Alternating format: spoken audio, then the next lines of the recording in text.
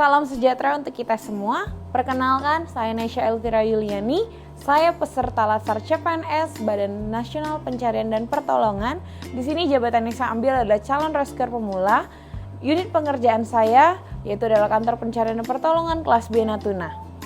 Pada kesempatan kali ini saya akan membahas materi tentang Smart ASN. Smart ASN adalah ASN yang memiliki kemampuan dan karakter meliputi yang pertama ada integritas, yang kedua profesional, yang ketiga hospitality, yang keempat ada networking, selanjutnya ada entrepreneurship, lalu berwawasan global, penguasaan IT, dan bahasa asing.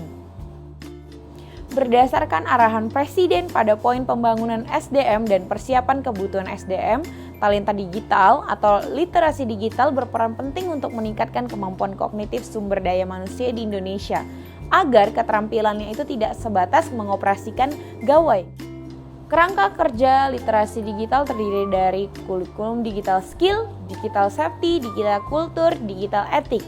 Kerangka kurikulum literasi digital ini digunakan sebagai metode pengukur tingkat kompetensi kognitif dan afektif masyarakat dalam menguasai teknologi digital.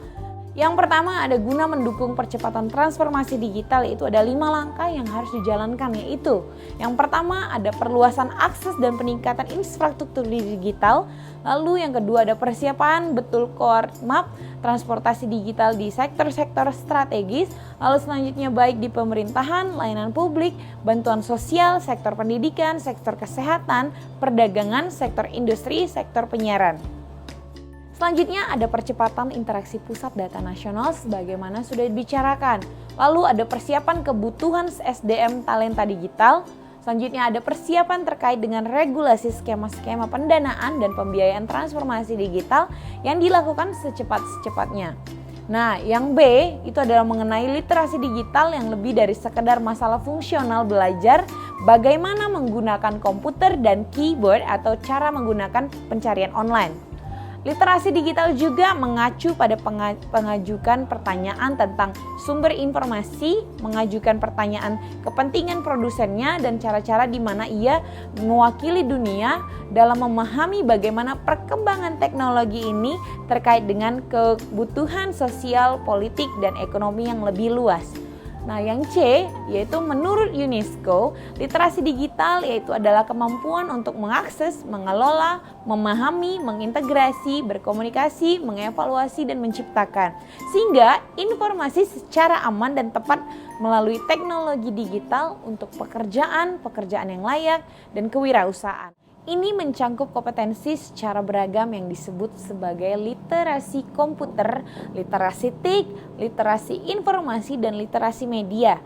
Nah, yang D itu adalah hasil survei Indeks Literasi Digital Kominfo tahun 2020 yang menunjukkan bahwa rata-rata skor Indeks Literasi Digital Masyarakat Indonesia masih ada di kisaran 3,3. Sehingga literasi digital terkait Indonesia dari kajian, laporan, survei harus diperkuat.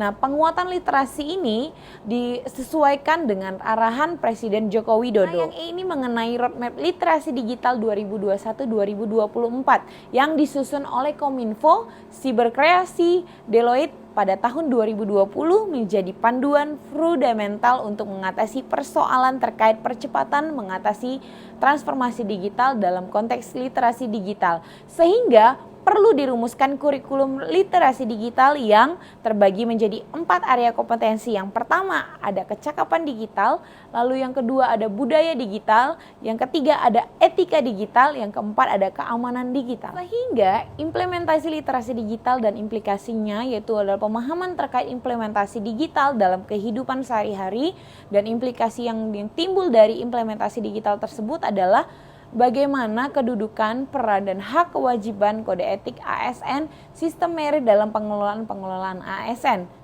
Mungkin itu saja yang bisa saya sampaikan. Apabila ada salah kata, saya mohon maaf.